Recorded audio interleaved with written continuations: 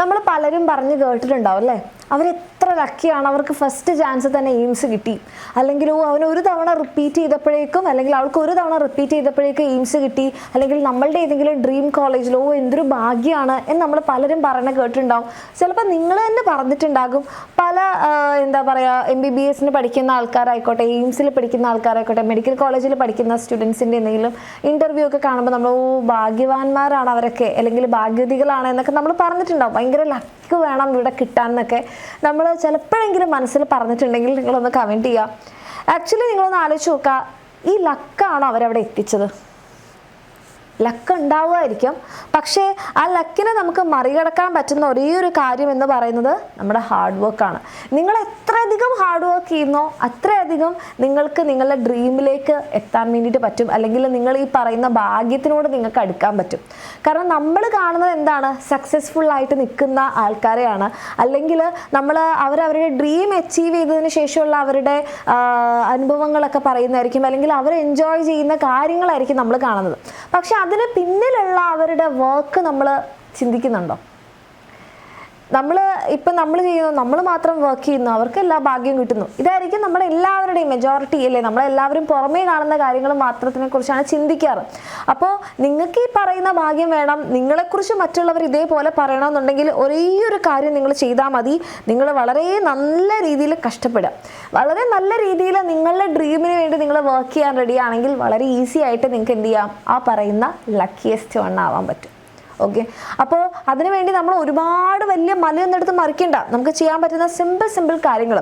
ഒന്ന്, നമ്മൾ എന്ത് ചെയ്യണം, ക്ലാസ് അല്ലേ. ക്ലാസ് എന്ന് പറഞ്ഞാൽ ക്ലാസ് പോയി ഇരിക്കുക എന്നുള്ളതല്ല. എന്താണ് നമുക്ക് പഠിക്കാനുള്ളത്? നമുക്ക് പഠിക്കാനുള്ളത് NCERT ആണ്. അത് തന്നെ +1 +2 NCERT ആണ്. അത് വൃത്തിക്ക് മനസ്സിലാക്കുക. അത് തന്നെ നിങ്ങൾ എന്ത് ചെയ്യുക, കോൺസെപ്റ്റ് മനസ്സിലാക്കി തന്നെ പഠിക്കുക. ഫിസിക്സ് ആയിക്കോട്ടെ, കെമിസ്ട്രി ആയിക്കോട്ടെ, ബയോളജി ആയിക്കോട്ടെ, കോൺസെപ്റ്റ് മനസ്സിലാക്കി തന്നെ നിങ്ങൾ എന്ത് ചെയ്യുക, ഈ കാര്യങ്ങൾ മനസ്സിലാക്കുക.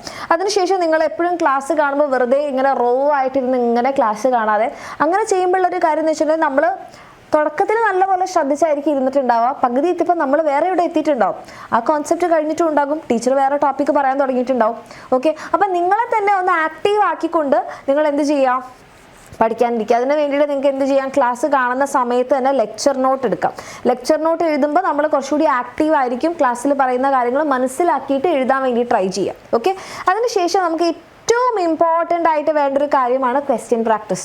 കാരണം നീറ്റ് എക്സാം എന്ന് പറഞ്ഞാൽ സാധാരണ നമ്മൾ ഒരു പാരഗ്രാഫ് പഠിച്ച് അത് നമ്മൾ അങ്ങോട്ട് പേപ്പറിൽ എഴുതല്ല വേണ്ടത്, മൾട്ടിപ്പിൾ ചോയ്സ് ക്വസ്റ്റ്യൻസ് ആണ്. അപ്പം നമ്മൾക്കത് ഇത്ര സമയത്തിനുള്ളിൽ ഇത്ര ക്വസ്റ്റ്യൻസ് കൃത്യമായിട്ട് മാർക്ക് ചെയ്യാൻ പറ്റണമെന്നുണ്ടെങ്കിൽ നിങ്ങൾ ഏറ്റവും കൂടുതൽ ക്വസ്റ്റ്യൻസ് പ്രാക്ടീസ് ചെയ്തിട്ടുണ്ടായിരിക്കണം.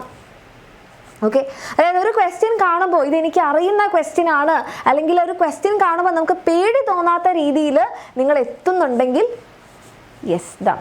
ഓക്കെ, ആ രീതിയിൽ അത്രയധികം ക്വസ്റ്റ്യൻസ് പ്രാക്ടീസ് ചെയ്യുക. പറ്റുന്നിടത്തോളം മോക്ക് ടെസ്റ്റുകൾ, ചാപ്റ്റർ വൈസ് ആയിക്കോട്ടെ, ഫുൾ ലെങ്ത് ടെസ്റ്റുകൾ എടുക്കാൻ വേണ്ടിയിട്ട് നോക്കുക.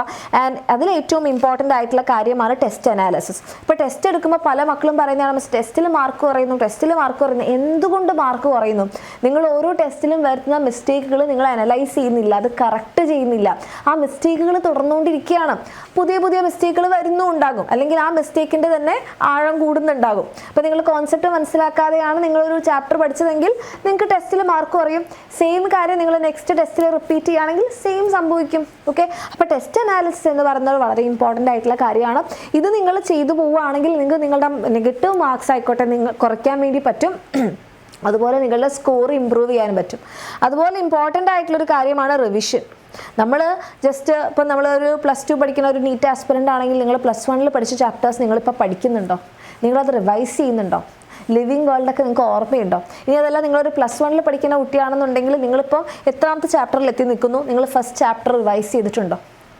അറ്റ്ലീസ്റ്റ് വീക്ക്ലി വൺസെങ്കിലും ആ വീക്കിൽ പഠിച്ച കാര്യങ്ങൾ നിങ്ങൾ റിവൈസ് ചെയ്തിട്ടുണ്ടായിരിക്കണം. മന്ത്ലി നിങ്ങൾ ആ മാസം പഠിച്ച കാര്യങ്ങൾ നിങ്ങൾ റിവൈസ് ചെയ്തിട്ടുണ്ടായിരിക്കണം. അത് നീറ്റ് എക്സാമിന് വളരെ ഇമ്പോർട്ടൻ്റ് ആണ്. റിവൈസ് ചെയ്യാന്ന് പറഞ്ഞാൽ കുറച്ച് ക്വസ്റ്റ്യൻസ് എടുത്ത് പ്രാക്ടീസ് ചെയ്താൽ മതി. ഓക്കെ, ഈ കാര്യങ്ങൾ നിങ്ങൾ ചെയ്യാൻ റെഡി ആണെങ്കിൽ ഇതാണ് നിങ്ങളുടെ ഹാർഡ് വർക്ക്. ഇത് നിങ്ങൾക്ക് ഈസി ആയിട്ട് തോന്നുകയാണെങ്കിൽ നല്ല കാര്യം. ഇത് നിങ്ങൾക്ക് ടഫായിട്ട് തോന്നുകയാണെങ്കിൽ നിങ്ങളിത് ചെയ്യണം. ഈസി ആയാലും ടഫ് ആയാലും മീഡിയം ആയാലും ഇത് നിങ്ങൾ ചെയ്തിട്ടുണ്ടെങ്കിലാണ് ഈ പറയുന്ന രീതിയിൽ നിങ്ങൾക്കും നിങ്ങൾ വിചാരിക്കുന്ന കോളേജിൽ പഠിക്കാൻ പറ്റുക. അത് നിങ്ങൾ ചെയ്യാൻ റെഡി ആയിട്ടില്ലെങ്കിൽ മറ്റുള്ളവരെ നോക്കി അവർ ലക്കിയാണ് എന്ന് പറയാനേ നമുക്ക് പറ്റുള്ളൂ. ഓരോ സമയവും നമുക്കത് ചെയ്യാനേ പറ്റുള്ളൂ. അവരവരുടെ അച്ചീവ്മെൻറ്റ്സ് ആയിട്ട് മുന്നോട്ട് പോകുമ്പോൾ അവരെ നോക്കി ഇരിക്കാനേ നമുക്ക് പറ്റുള്ളൂ. നിങ്ങൾക്ക് അങ്ങനെ ഇരിക്കേണ്ട എന്ന് നിങ്ങൾക്ക് തോന്നുകയാണെങ്കിൽ ഒരേ ഒരു കാര്യം, പഠിക്കുക.